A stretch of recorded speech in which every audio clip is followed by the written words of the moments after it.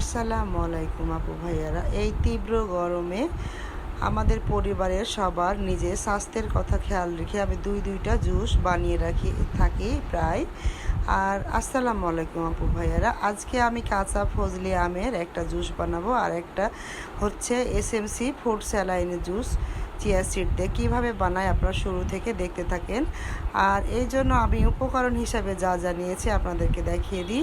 আমি কাঁচা ফজলি আম নিয়েছি, তারপর পুদিনা পাতা, রসুন, কাঁচামরিচ, লবণ আর বিট লবণ, চিনি আর সাদা লবণ নিয়েছি।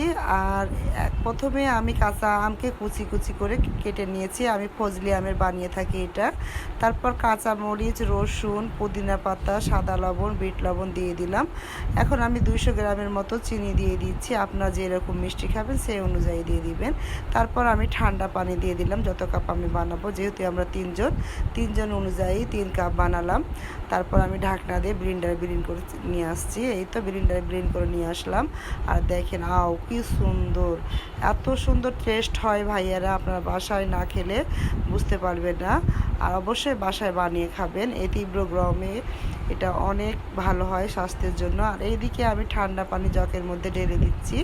এখানে আমি দিয়ে দিচ্ছি চিয়া সিড, আগে থেকে ভিজিয়ে রেখেছিলাম। এই তো জগের মধ্যে চিয়া সিড দিয়ে দিলাম।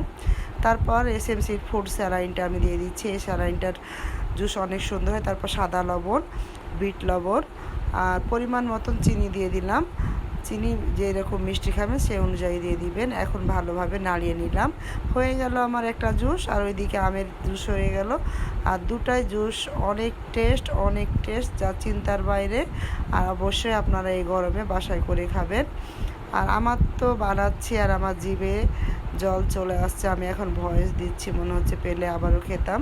এটা আমি 12টার দিকে বানিয়ে থাকি, কারণ গরমের সময় আপনাদের ভাইয়া আমার বাচ্চা স্কুল কোচিং থেকে আসে, আর বাইরে থেকে আসলে এই রোদ্রের মধ্যে টক খেলে বেশি ভালো হয়।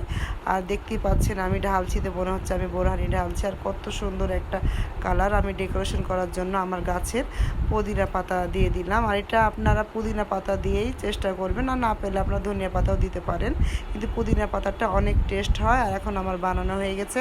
আপনাদের ভাইয়া বাইরে থেকে আসলো, তাকে আমি প্রথমে স্যালাইনের জুসটা দিলাম, তারপর পরে দিব আমেরটা। সে খেয়ে বুঝতেই পারছেন কেমন হয়েছে, বলছে অনেক মজা হয়েছে। আর আমাদের বাড়ির সবাই এটা পছন্দ করে। তারপর আমি আমেরটা দিলাম। তো ভিডিওটা ভালো লাগলে অবশ্যই লাইক, কমেন্ট, শেয়ার করে দিবেন। আর সব সময় আমার পাশে থাকবেন। আর এভাবে আমরা সবাই খেয়ে থাকি, আপনারা পরিবারে খেয়াল রাখবেন। আর এভাবে সবাই মিলেমিশে একসাথে খাবেন। আর দেখতেই পাচ্ছেন আমরা মেয়ে মজা করে খাচ্ছি। আল্লাহ হাফেজ।